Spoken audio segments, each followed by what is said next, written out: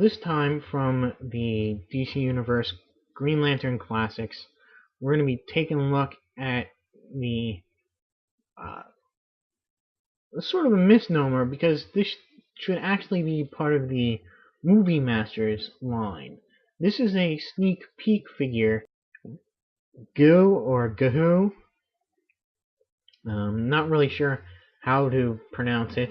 And Gahoo, his comic book counterpart, first appears in Green Lantern Corps #1 in 2006.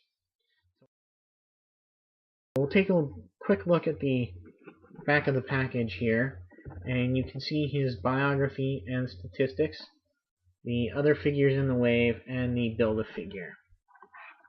That done, we'll take a look at the figure here. Now, not being a DC Universe figure, his articulation is not going to be quite the same, and also considering that he has a real alien body, you do get, it is a little bit different. It's good and bad about it. It's a pretty cool sculpt. He's got these spiky dreadlock type things that look pretty fearsome and spear people with them. He's got like this carapace like structure here with these little almost praying mantis like limbs.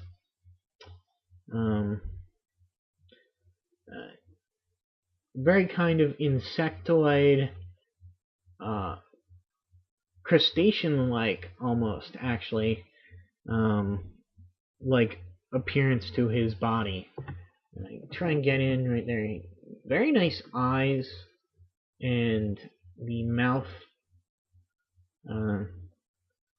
and the paint job on this is pretty cool. You have this sort of pearling kind of effect here on the face.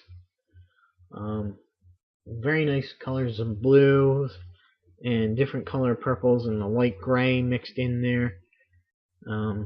Really nice metallic green paint on the shins here, the arms, and the torso.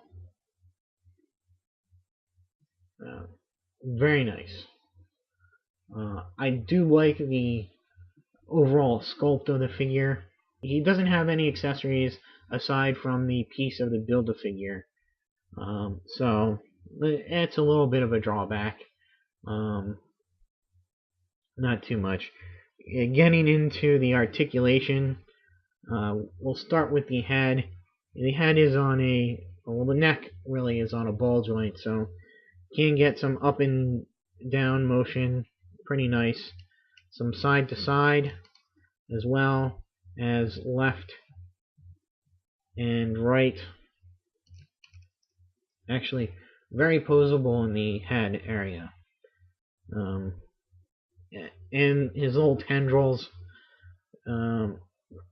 are soft enough to get out of the way.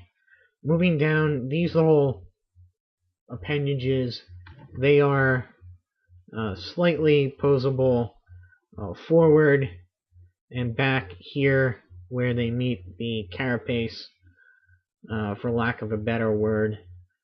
You can just move them a little bit up and down and forward and back.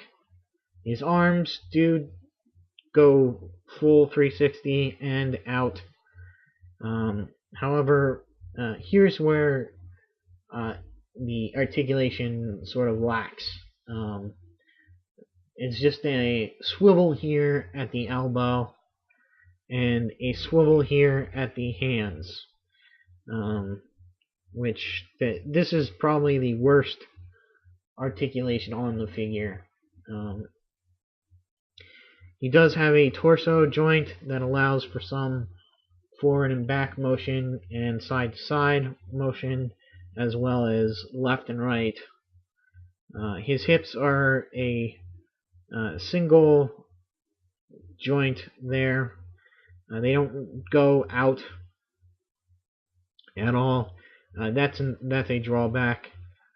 His knees, again, just a swivel, so there's not much you can do there. Here's his feet. None of these are posable, they're static, so you get a very limited amount of poses that you can get him into.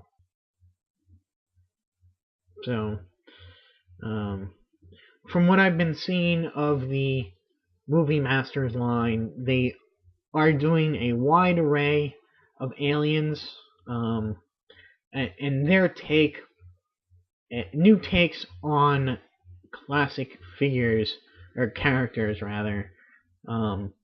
So I've seen they have a artwork for a Medfill and a not Kaloi. The not Kaloi they have is much more of a fish looking character. He's got a complete fish body, which is kind of cool. I don't mind seeing really odd and different lanterns, and which they seem to be going with a wide variety of aliens for the movie. So that'll be pretty cool to see how they all turn out. And some of the more alien-like designs I've liked, and some I've disliked. So it'll be really on a case-per-case basis for each of those figures. And he doesn't have much of a backstory, or the same is true of his comic book counterpart. He's one of the newer lanterns. He first appears, like I said earlier, in the Green Lantern Corps #1.